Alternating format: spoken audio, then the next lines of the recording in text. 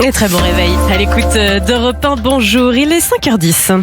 Comme un lundi, la chronique d'Europe 1 qui met le projecteur sur ces bonnes pratiques de l'économie sociale et solidaire. Bonjour Pierre Durieux. Bonjour Jacques, bonjour Marion, bonjour à tous. Ce matin, vous nous présentez un festival, mais un festival pas comme les autres. Tout à fait Jacques, le 4 juillet, près de Lyon, plusieurs centaines de jeunes vont se retrouver pour une journée de fête au programme musique, ateliers, animation, food trucks.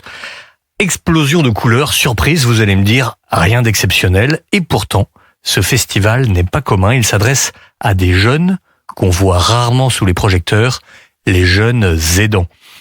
Des enfants, adolescents ou jeunes adultes âgés en fait de 7 à 25 ans qui soutiennent au quotidien un proche malade en situation de handicap ou d'addiction et qui se retrouvent le temps d'une journée pour partager, souffler et rire. C'est original en effet. Par qui est-ce organisé ? Eh bien, par une association qui s'appelle La Pause Brindille. Sa vocation, rompre l'isolement des jeunes aidants.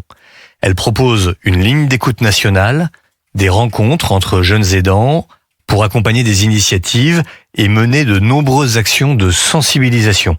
Car le premier défi de ces jeunes, c'est souvent de sortir de l'invisibilité. Et au fond, que représente ce festival pour eux ? Eh bien, bien plus qu'une journée festive. Aujourd'hui, en France, entre 700 000 et 1 million de jeunes de 16 à 25 ans sont considérés comme aidants. Et plus d'1 sur 2 estime ne pas profiter de sa jeunesse. Alors, pour beaucoup, ce festival est l'occasion de rencontrer d'autres jeunes qui vivent la même réalité, de découvrir qu'ils ne sont pas seuls, de se sentir enfin compris. Eux aussi ont le droit de rire, de danser, de rêver, de penser à eux.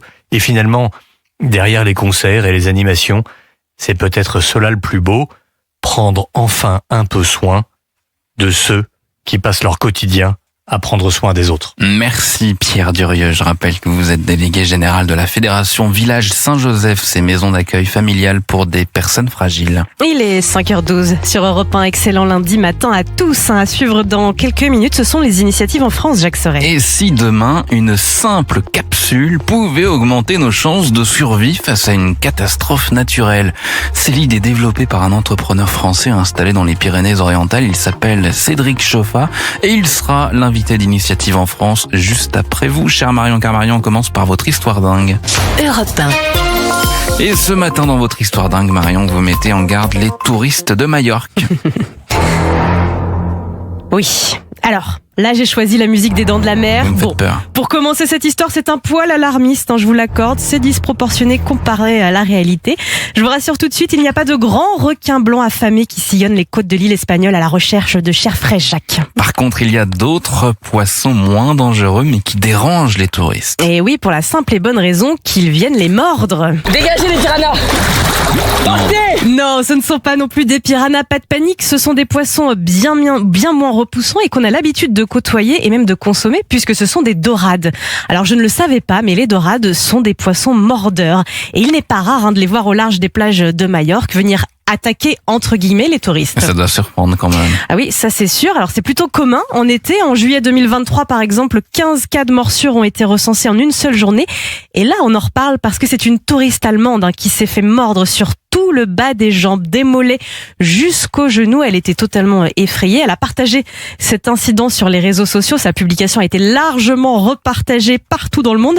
Alors c'est pas vraiment dangereux, mais c'est vrai que ça reste douloureux et on peut comprendre qu'elle ait été choquée. Il s'agirait de dorades grises ou royales d'après les experts. Oui, ce sont des espèces qui peuvent atteindre 30 à 36 cm de long et qui ont des dents puissantes. Alors en général, ce sont plutôt les poissons les plus jeunes qui mordent les baigneurs par confusion avec ce qui peut ressembler à de la nourriture, comme par exemple les peaux mortes, bon appétit. Mais il peut arriver que les poissons plus âgés mordent aussi, et là c'est encore plus douloureux. La confusion avec la nourriture, c'est donc la raison des morsures ? Alors en fait, ce ne sont que des suppositions des biologistes, mais d'après eux, quand la température de l'eau augmente, eh bien cela stimule le métabolisme de ces poissons et ça les rend plus affamés. Et comme la nourriture se fait de plus en plus rare, eh bien ils vont mordiller tout ce qui leur semble comestible. Et puis il y a une autre raison, Jacques, c'est comme les touristes nourrissent souvent les poissons, eh bien ils s'habituent à l'homme et les associent à la nourriture.